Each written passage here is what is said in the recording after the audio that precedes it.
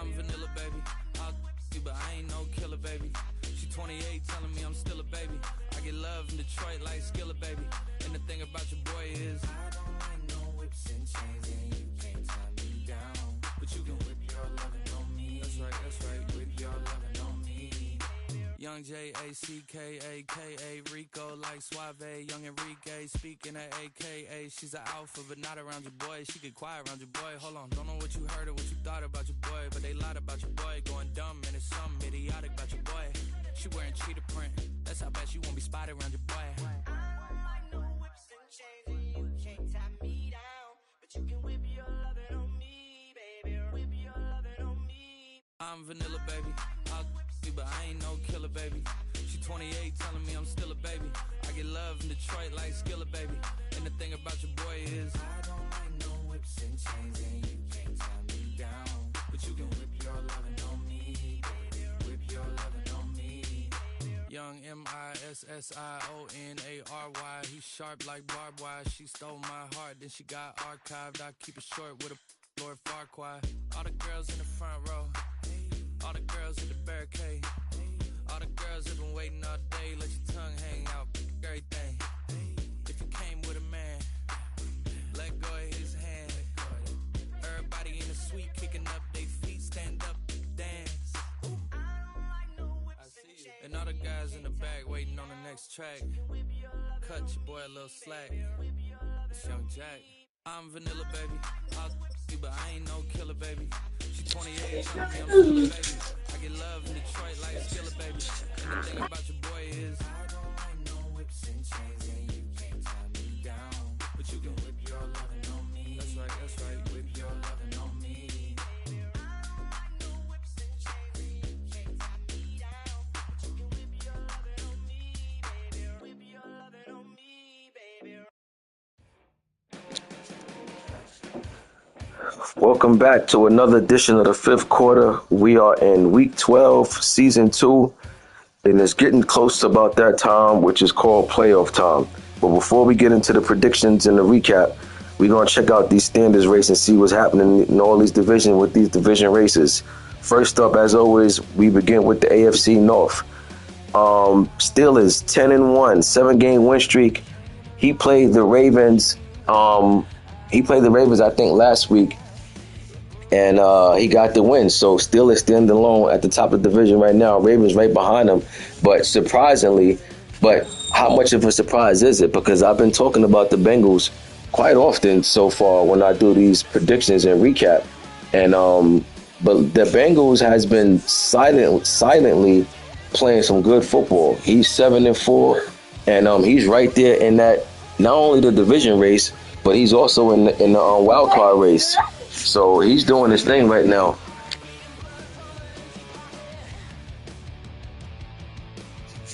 So the Bengals is definitely doing his thing right now. So it's always good to see. It's good to see a third opponent in that division shake things up. And what I mean by shake things up is that, the Bengals may not win the division, but guess what? He can give, chill out.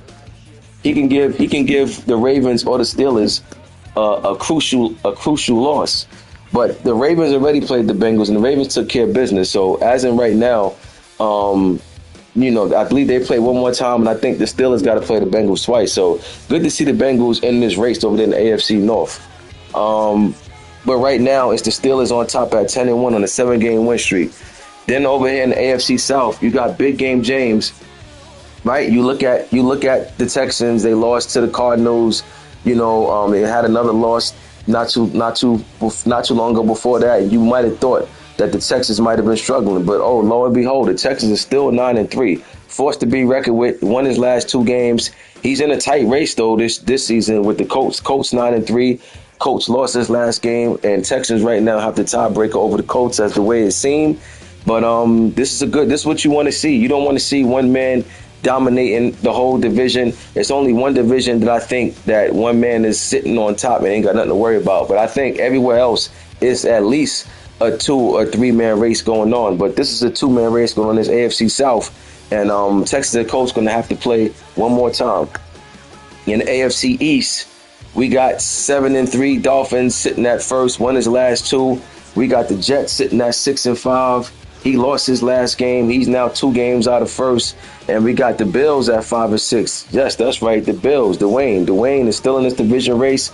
Good to see that go over there in the AFC East. I wouldn't want to look up every year and just keep seeing Jets and Dolphins as the only two that's battling for the division. As far as the Pats, he's a new user. He got a long way to go as far as competing. But if he stick with it, if he stay, then he will improve. But if he get discouraged, then it will be a CPU team sooner or later. But as in right now, we got the Dolphins sitting at first in this division by a slight lead.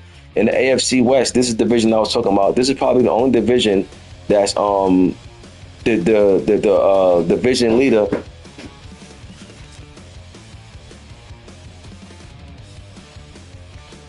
That the division leader has nothing to worry about.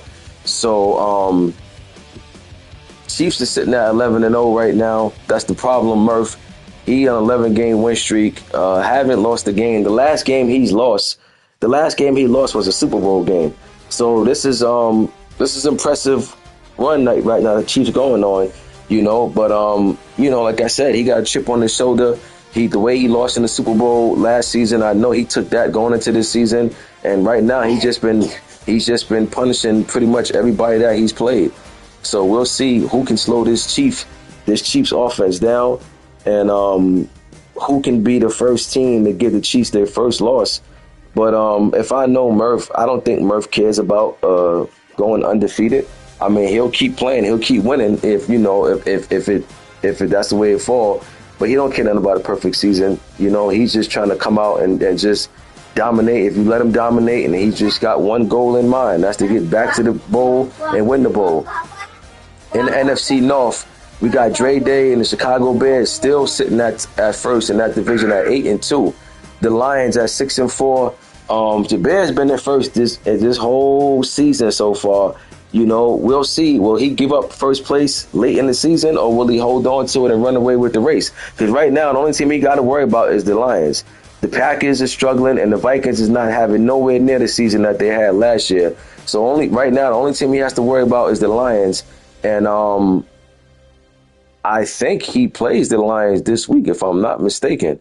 I could be wrong, but I think he plays the Lions. But that's going to be a huge game because, honestly, I think if the Bears win that game against the Lions, I think it's pretty much safe to say you can crown the Bears the NFC North champs. NFC South, Carolina Blue Mold, not quite having the season that he was having last year, but nevertheless, he's doing enough to still be in first. What it is that the teams in back of him, stop doing that. The teams in back of him is struggling majorly. The Dragons made the playoffs last year, and it don't quite look like they're going to quite get back there this year. They already have 7 losses. I would say, in order for him to have a real shot, he would have to win out, and even that might not be enough to get in. But at least if he went out, he have some hope. But if he get 8 losses, that's just going to be a wrap. So the Dragons in a tough position. Bucks, the Bucks is not going to make no noise. They not having a good season at all. And the Falcons, T. Marlin took over this team, but it's still looking like the same old Falcons as far as the morale being low. So right now, it's just the Panthers control their own destiny. They got a 3-game lead over the Dragons and Bucks, and we'll see. Now, if the next time the Panthers play the Dragons, if the Dragons win, then that's going to put pressure on the Panthers. But right now, Carolina Blue Mo sitting pretty comfortably in that top of the division.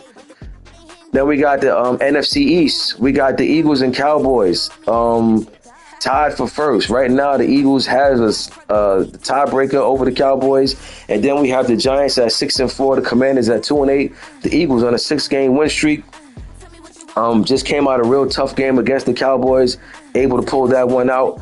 And that's the type of wins that you need to make sure that you're trending in the right direction throughout the season. And NFC West, we got the Seahawks, the champs, at 8-2, the Cardinals at 8-4, and the 49ers at 6-5. This division is not wrapped up for the Seahawks. He still got to play some ball because the 49ers and him split.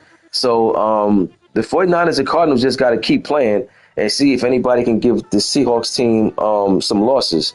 But as in right now, this is a real close division. And the 49ers right now, they look like they're battling more for a wild card in the division, but they're definitely a team that's in the hunt. And the Cardinals, they hold a wild card spot right now, but it's still a decent amount of games left, so this can go a whole lot of different ways. We're going to get into the recap and the do I need to I think I did week 10 already. Yeah, I did week 10 and week 11. Week 11 recap. So first up, we had the Colts and the 49ers. Oh yeah, let me say something too. I seen the other day there was some chatter about the power rankings. Look, I don't just place, just so y'all know, I do a little bit of homework. I don't just look at the records and just make the power rankings based on the records. Colts, you didn't have no wins on you didn't have no major wins in that record. When you was like 7-1, and I went and looked, you didn't beat nobody. And when I say nobody, meaning like no playoff team, everybody that you beat was under 500, and you had some fair sims or forced wins and stuff on there. So it made your record, it padded your record. You know what I mean? So I couldn't put you in the top 10. Now I will say this win over the 49ers is your first legit win. You know what I mean? It's your first legit win. So yeah, now you can have something. But prior to that, you didn't have no recognizable wins on your schedule. So like I said, I do a little bit of homework, to check and see. I mean, I'll put a guy on the power rankings list over a guy who got one loss, even if the guy got 3 losses, because even though he may have 3 losses, he may have beaten 2 playoff teams.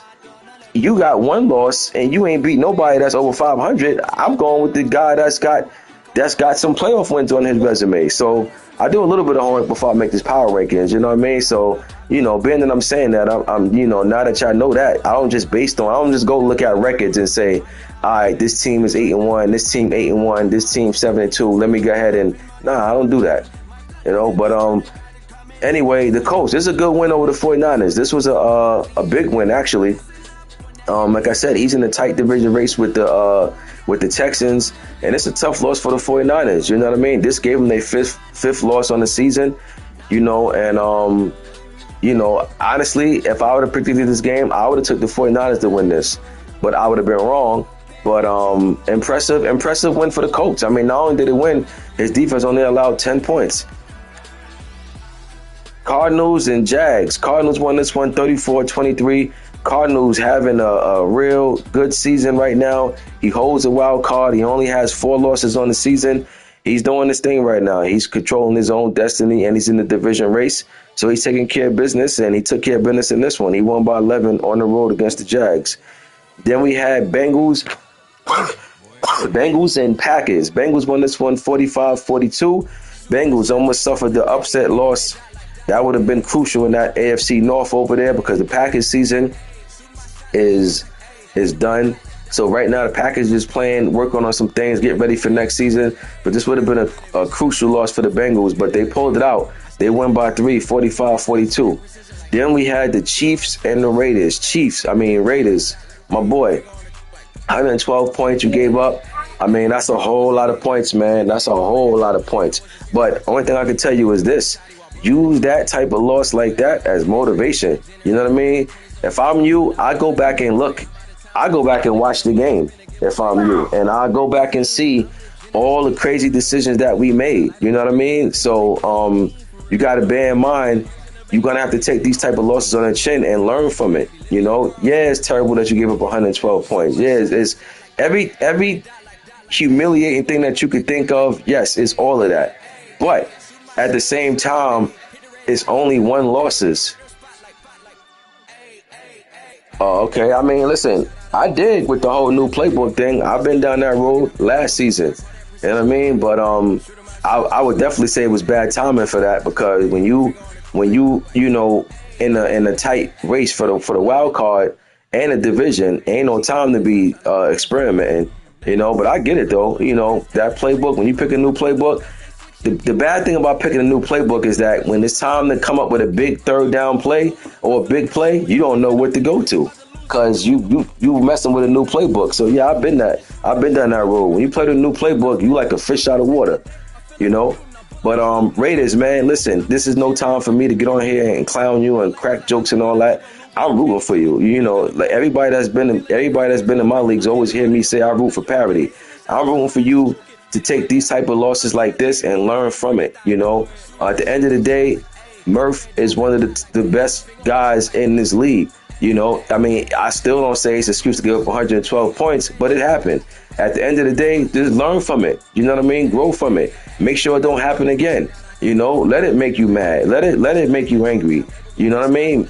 Cut back on the turnovers. I'm pretty sure you had a ton of turnovers. You probably had 10 or more turnovers, at least 9 minimum or something like that. But just learn from it and grow. You know what I mean? Like, there's nothing you can do about it now. The good news is there's only one loss, right? Even if you score 200 points, it still equals out to one loss. So what you do, you bounce back and you come back and you play better next time around. You learn. All these games that you playing, these reps that you getting, learn from it.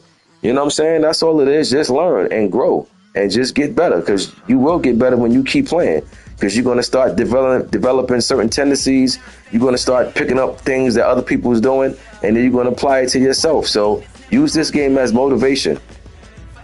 Jets and Patriots. Jets won this one 58-7. The Patriots is on that same wave. He's going to be taking a lot of losses, but at the end of the day, you got to learn from it. You know, like, there's nothing you can do about it. You playing guys and you realize you're not on these guys' level. Cool, no problem. The only way you're gonna get better is if you keep playing. Don't start not playing nobody. Don't start just giving up forced wins. Learn from these type of games. Leave that. Learn from these type of games and just get better. That's all. I promise you, if you keep playing, you will get better. Trust me when I tell you, you will get better. Bills and Dragons upset right here. Dragons. It's been that type of season for the Dragons. Like I said, he's coming off a playoff appearance last season, and this year look like he's not going to get back there. And you know, these type of losses, great for Buffalo, great for that morale, great for that locker room, and for the Dragons, terrible. You know, I said when he benched his rookie quarterback, I said if I'm him, I'm just going to ride it out and keep playing with the rookie QB and building him up. He had went back to Derek Carr, which means that he wasn't giving up on the season. He was playing to turn the season around. I understand that part, but think about it.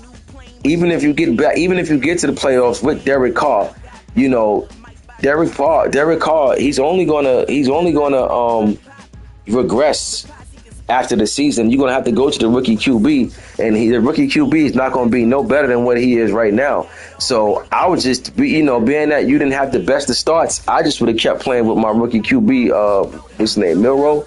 I would have kept playing with him and just work on him for the rest of the season. You know, that's what I would have did personally. But Bills, great upset win.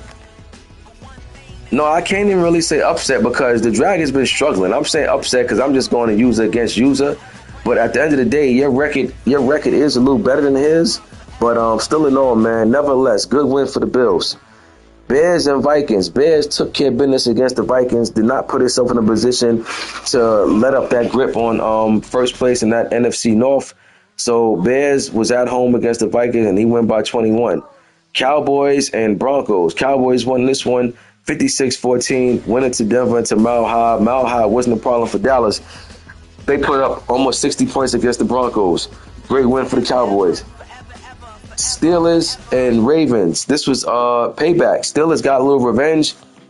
Scored 54 points. Gave up 42 though. But in this case, I'm sure the Steelers will take it.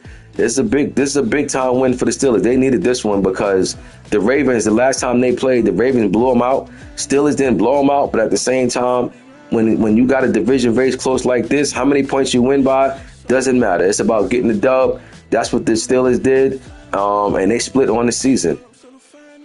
Panthers and Lions. Panthers, big time win over the Lions. He went 26-14. And the Lions just can't seem to find his groove so far this season because the Bears in first and the Lions just can't string together no wins. And that's why he's in second place right now. And to be honest with you, I think the Bears, unless the Bears just start playing, reckless ball, I think the Bears, has a great chance to remain in first in that division. But Panthers took care of business. Like I said, the Panthers in first in his division, not quite having the season he was having last year, but at the same time, he's still doing enough to be in first. So great win for the Panthers. On to the current week. We got, let me set this win for the Jags. Chiefs and Chargers. Chiefs, no, they did not get it. They know they didn't score 100 points this week, but they scored 42. They scored 42 and give up 21. Chiefs move on again, still undefeated, the only undefeated team in the league. They win against the AFC West rival. They win 42-21. Now, I will say this about the guys in the AFC West, and this is what you guys have to pay attention to. When I say you guys, I'm talking about Raiders, Chargers, and Broncos. When you in divisions with guys like Murph, you may look at it and say, "Man, we got this dude in our division." But I'm gonna tell you the silver lining in that. The silver lining is, I don't think nobody want to leave the league, but at the end of the day, what it is that when you see guys like Murph scoring 112 points, they definitely, some people not going to be in no rush to go play. They're gonna be like, man, do I feel like risking the potential of being on blast cam? But I will say this about you guys in the AFC West, and this is how I feel, and I'm saying this because this is how I feel. In my division, right? I always talk about Born Ready, right? I say Born Ready is good, right? And the Cowboys is official. So Born Ready just came back to the league, right? So yeah, I play him. I play Murph. I think, matter of fact, I play the Chiefs the week after next. I play the Bears next week, then I play the Chiefs. So yeah, we're gonna definitely get a taste of the Chiefs as well. Them 11-0 Chiefs at that. So here's what I be saying, like the Cowboys, right? Josh is legit. Josh is official. Last Madden, Josh made 5 Super Bowl appearances. You know what I'm saying? But kept losing the claw in the bowl. So that's just give you a background check on Josh. I'm in Josh's division. You know what I mean? And and how I look at it is, if I'm in the NFC with Josh, I look at it as, well, I'm probably going to end up meeting him in the playoffs. So it's good that I get to play him twice a season. See, that's the silver lining in it. No matter what. You understand what I'm saying? I don't care. I wouldn't care if every time I play Dallas, he blowing me out. But guess what I'm doing? I'm taking inventory every time we play, because I'm playing him 2 times a season. That's what you got to do sometimes. You can't always get caught up in just the wins and the losses. Yes, we all know the wins is what matter. But what I'm saying is that you get to play somebody twice. That's an advantage over somebody who get to play somebody once, and may not even be once a season. It may be this season and you don't play him next season, then you got to play him the season after that. So when you're in a division with somebody, you got to make them 2 times you play him a year count. You know what I mean? So, like I say, when you're in a conference with somebody like the Cowboys, you look at it, you say, all right, he's going to make the playoffs. So the fact that I'm in his division, it gives me an advantage over other people that's not in his division, because guess what? I play him 2 times a season. So you guys that's in the Chiefs division, you guys get to play the Chiefs 2 times a year. Yeah, you probably getting beat like a drum right now. Yeah, you probably get smoked like a Lucy right now. But guess what? Take inventory, learn his tendencies. You understand? You guys get a chance. You guys get a chance to do things. You guys get a chance to see what Murph doing more than anybody else. So guess what? Bap might play Murph in the playoff, right? And let's just say Murph blew out Bap, because Bap man, I ain't know what this dude was gonna pull out. But for you guys that's in his division, you already get a tendency of what he like to do on certain situations. You got to make that count. I always tell y'all. Yeah, Murph is that dude. You know what I'm saying? Murph is that dude. But, I'm just saying, all you guys that's in divisions with guys that you look up and, and you realize, yo, man, this dude is a beast. You got to look at the silver lining, man. You got to pay attention. It's not always about wins and losses. Like, that's why I just got through saying to the Raiders, to the Pats, yeah, you guys getting blown out right now, but yo, later for that. All right, cool. You getting blown out. But it's your job to go see why you getting blown out. You understand what I'm saying? I played Murph in 2 weeks. You understand? If Murph blow me out, guess what? I will never get to see Murph again unless we meet in the playoffs. Unless we meet in the Super Bowl. You know what I'm saying? So guess what? I don't get a chance to really learn nothing. But you guys that's in this division, man, you play them twice a year, make the playoffs 3 times in the season. Man, let me tell you something. I don't care who you are. It's hard to beat somebody 3 times a year. If you swept a guy in the regular season, it's hard to beat him 3 times. I'm not saying you can't, but it's hard to beat somebody 3 times in 1 year, man. You know what I mean? So, again, Chargers, you guys that's playing the Chiefs twice, man, just take notes, man. Take mental notes. You know what I'm saying? Take mental notes. Bears and Lions. This is a big time game. Like I said, these two I look like they're playing right now. Like I said, I'm gonna go out on a limb and say if the Bears win this game, I think the Bears win the division. If the Bears lose this game, then this division gonna come down to the final week or two. Far as prediction wise, I think the Bears been playing. He's earned the right to be picked in this scenario right here. I'm gonna take the Bears, but I will tell you, if the Lions win, I will not be surprised. But I'm going to take the Bears to win this, man. He's been playing. He only got 2 losses on the season. I'll take the Bears over Lions, but I'm going to keep it to be close. I can't lie. I'm going to take Bears this week, 31, Lions, 27. Dragons and Falcons. Dragons won this one 28-24. Like I said, to me, the Dragons gotta win. They gotta win out in order to have a realistic wild card shot. Because 8 losses is not going to get it. 7 losses might not get it. But at least with 7, you get a chance to see what's going on around you. But he's in a serious hole, and he can't afford no more losses. So here he is. He just got it. He just got one. He got to keep it going. Steelers and Jets. Steelers won this one 53-39. Jets put up 39 points, but you can't give up 53 points, So the Jets defense let them down this game. I'm pretty sure that team had meeting in the locker room with the defense only, right? Because offense did their part. Offense scored 39 points. It's the defense that let them down in a major way. Defense gave up 53 points. Playing against a guy like Pearl, that's not going to cut it. And good win for the Steelers. Steelers still in first in the AFC North. Giants and Commanders. I don't know if this game going to get played. If this game don't get played, I'm just going to set the force for the Giants because the Commanders, just so y'all know, what I do, the later in the season we get, anybody that's in the playoffs, fighting for a playoff spot, if you end up getting a fair sim against a team whose playoffs hopes is over, I'm just going to give you the force because it makes no sense to fair sim the game.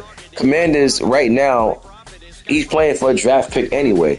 Not to say that if he play, he won't try to win, but why leave it a fair sim? You understand? Giants got something to play for. If y'all play, y'all play. If you don't, the Giants get the force. That's just my rule. That's just something that I always do. I don't believe in fair simming games with a guy that's in the playoffs or right there for a playoff spot versus a guy who has no chance. Force for the Bengals. Texas and Colts played already. Okay. I said they got a game coming up. They played. Statement win for the Texans. Sent a message to the Colts letting them know, yeah, you may be right there with me, but you still got some more work to do when it comes on a head-to-head matchup. Now you waiting to see how the coach respond. I don't know if this is the second time they played or first, but now you got to see how the coach respond after this loss. But big win for the Texans.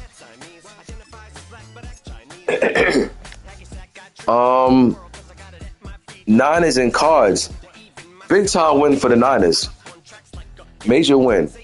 Suffered a loss to the Colts last week, but got a much needed win against the Cards, and this is a big time win. Why it's a big time win? Well, I'm gonna tell you why. For one, I don't know if this is the second time they played or what. If it is, I think the Cardinals won the first matchup. They split.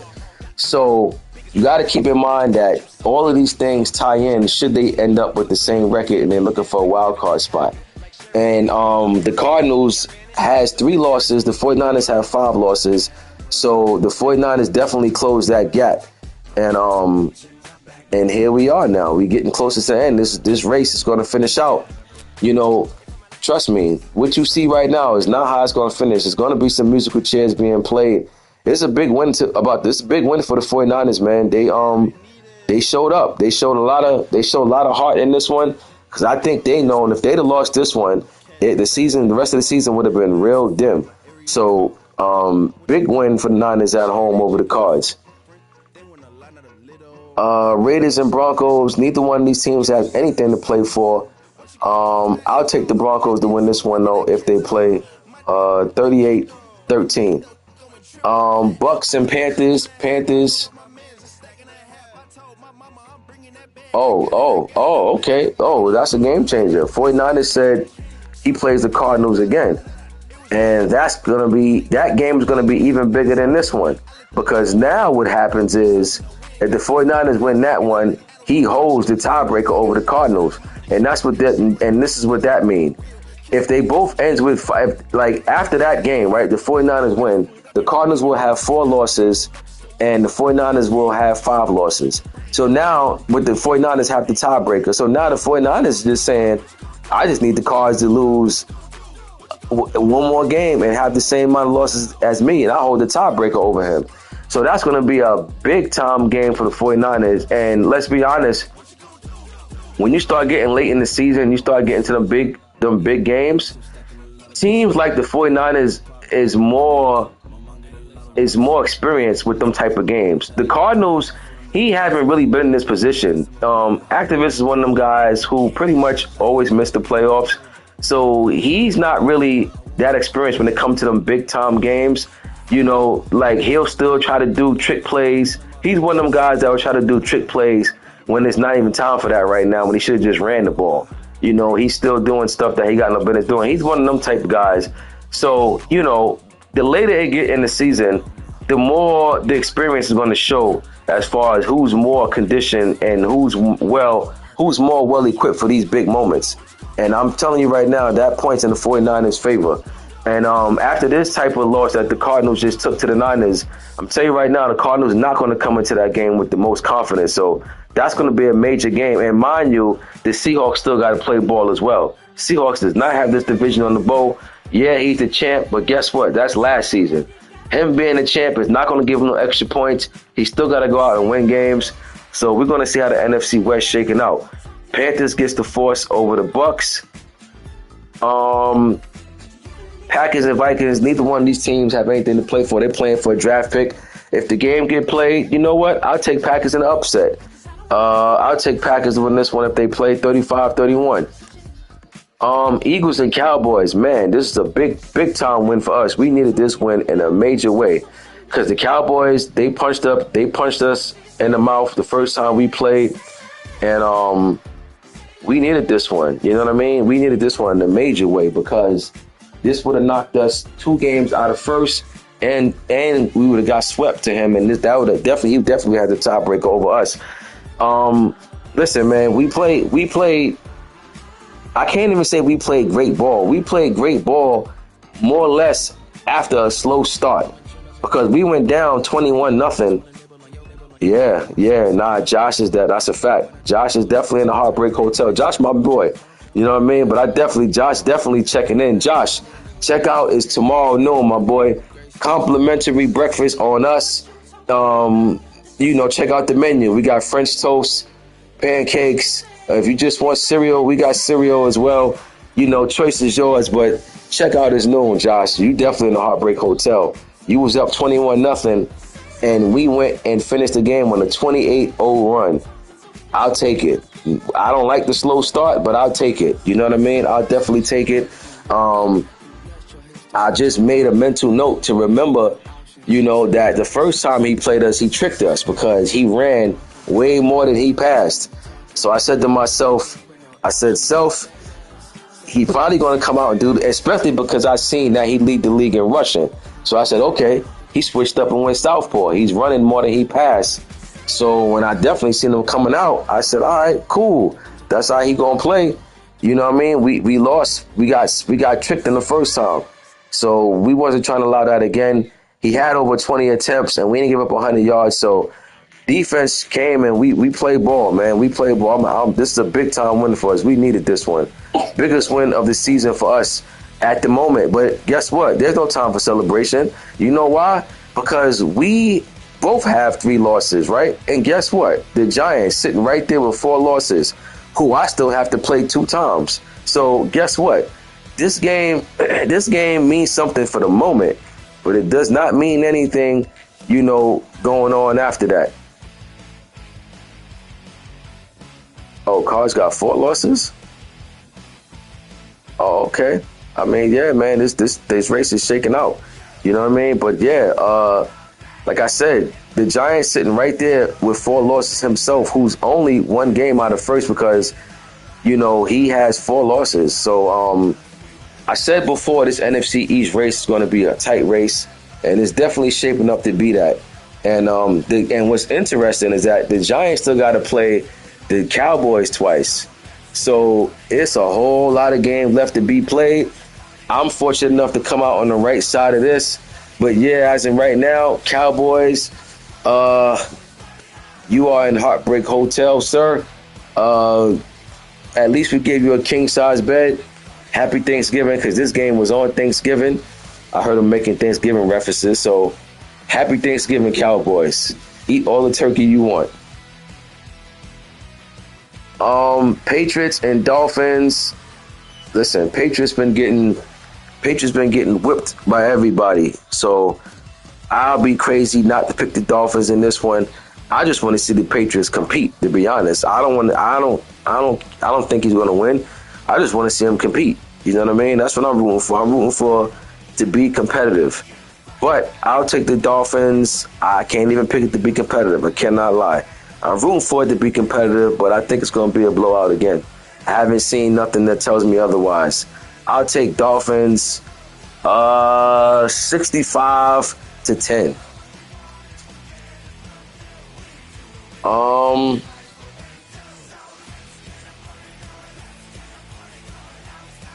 The playoff picture is still locked, so let's check out. What I didn't do is I didn't check out the playoff race. So right now, you got the Chiefs number 1 seed, the Steelers number 2 seed, the Texans number 3 seed, the Dolphins the 4 seed, the Ravens the 5 seed, the Colts the 6 seed,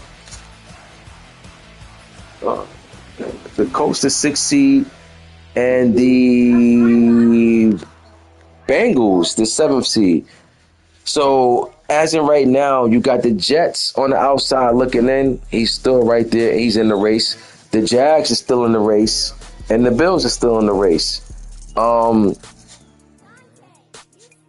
So yeah, all those teams are still in it. But the Bengals right now, the 7th seed at 7-4. So the Bengals, like I say, he's been holding down. He's been holding his own. Jets, Jags, and Bills, they're in it. They just gonna have to string together some wins. In the NFC, we got the Bears number 1 seed, Seahawks number 2 seed, Eagles number 3 seed, and the Panthers number 4 seed. Cowboys 5th seed, Cardinals 6th seed, Giants 7th seed, Lions 6-4, 49ers 6-5, and honestly speaking, it stops right there. 7 losses is not going to cut it. So yeah, everybody else is out. Lions and Niners is right there in it. So this is going to be close, man. This is going to be a close race because the Cardinals is the 6th seed, but he has 4 losses too. See, the 6th and 7th seed both have 4 losses. So guess what? The Lions and 49ers is right there with them. So this race is going to come down to the very end. And that's what you want to see. That's what you want to see. But yeah, so I'll see y'all week 13. Advance is tomorrow, actually. The advance is tomorrow. So I see y'all week 13. I'm Ghost.